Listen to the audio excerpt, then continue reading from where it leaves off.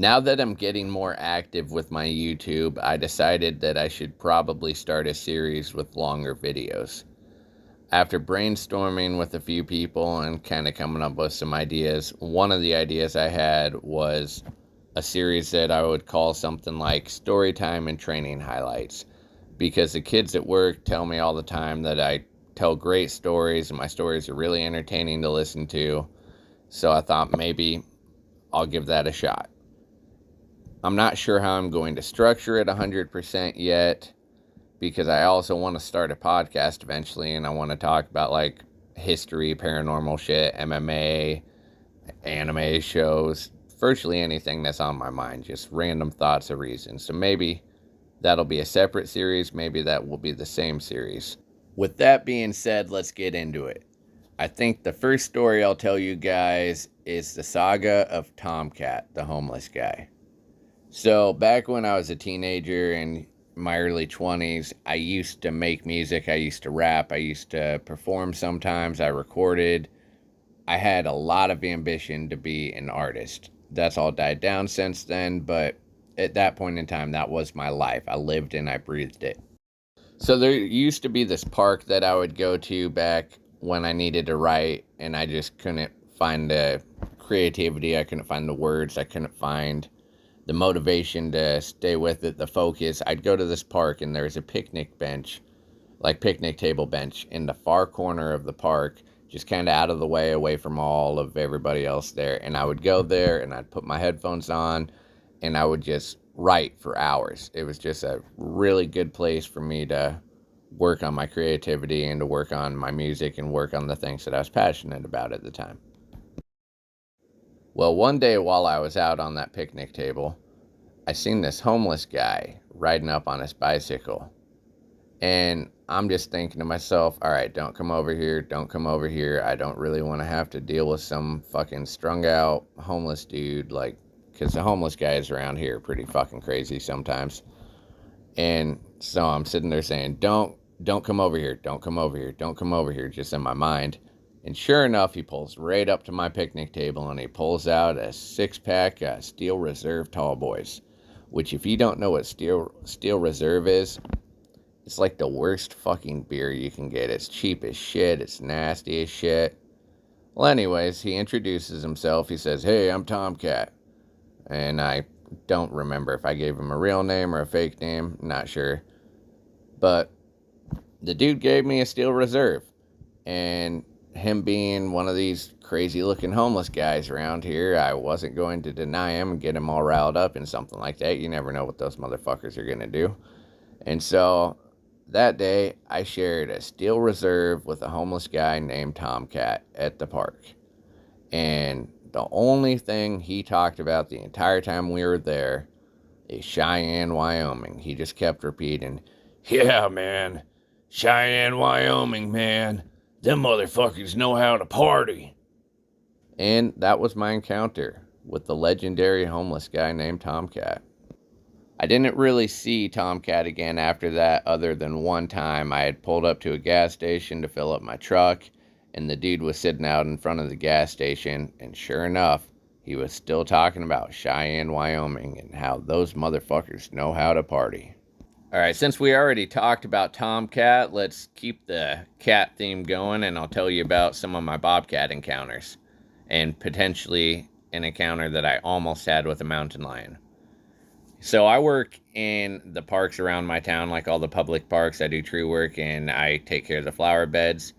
And there's one specific park, which is one of my favorite parks, that I tend to run into bobcats at all the time. And that's not the only animal I run into that I'm not supposed to run into. I have this tendency to always run into animals that are supposed to be elusive and reclusive, that you're not supposed to see out in daytime. Like, I've had coyotes, like, just hang out in a field while I'm cutting a row of trees down one of our trails, and just hang out like 10 feet away from me the entire time I was cutting the trees.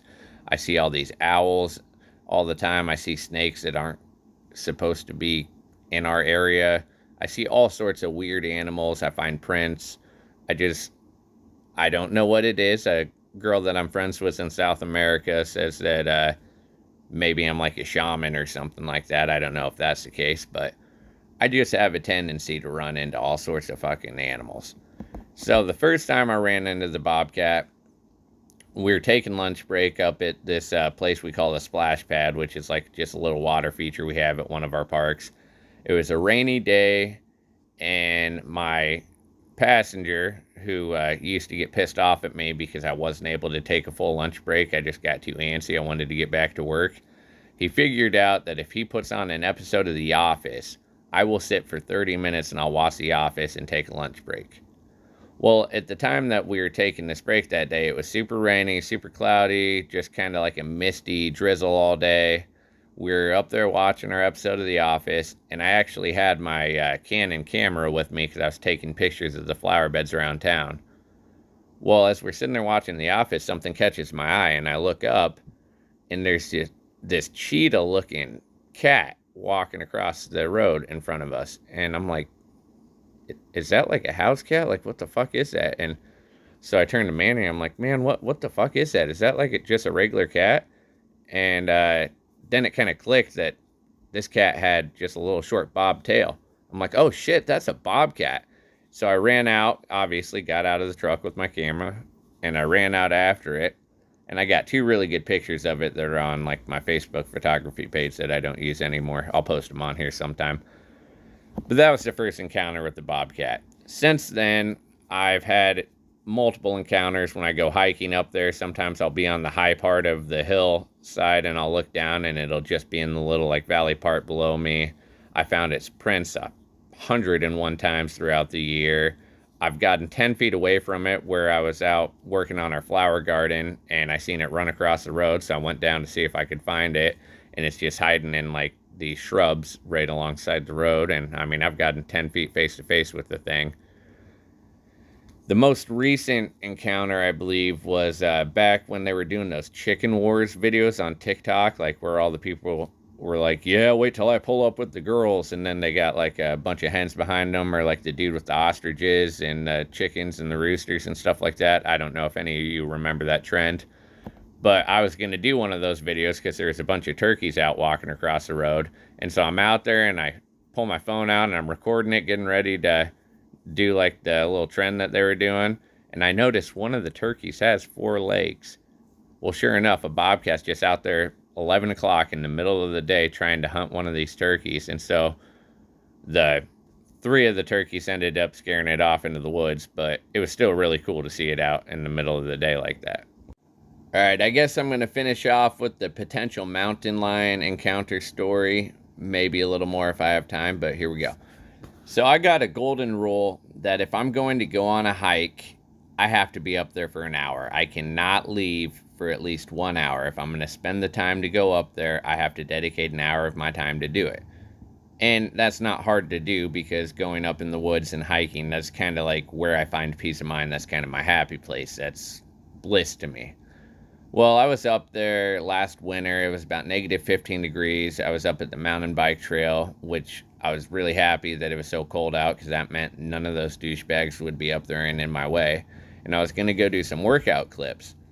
Well, I make it, I don't know, probably 8 minutes down the trail, and I find a spot that I was going to do some work in. And I start doing my videos. And the entire time, I just have that sixth sense feeling going on, like the hairs tingling on my neck, like I kept looking over my shoulder. It felt like something was watching me. And I tried to just power through it. I tried to push through it. But, I mean, I lasted about 15 minutes, and then I got out of there, which is unheard of for me because I never leave a hike that early. But I just felt like something was hunting me. Something was watching me. I just had that eerie feeling. Well, a couple of days later, I brought a couple of my bros up with me and we went hiking down. We found some big fucking kitty prints down there. And so I'm pretty sure it was bigger than any bobcat prints that I've ever seen before, and I see a lot of them. And I looked up like how to measure for a mountain lion's prints, and I mean, it was pretty spot on, pretty close to it. And to add to that, about 3 days later, an hour north of us, there was a mountain lion that was killed by a couple of hunters. So I think it was in the area and it had moved out and that those hunters got it. Well, I have another cat story about some pussies that sucker punched me and jumped my brother-in-law at the bars a few years ago, but that's a story for another day. I'll end it on this. Let me know what you think in the comments for anyone that listened this far. I thought this would be something cool that I could do. I want to start doing longer videos, and I wanted to do something more original than trying to copy someone else's formula. So let me know if you love this or hate this in the comments, and thank you for listening.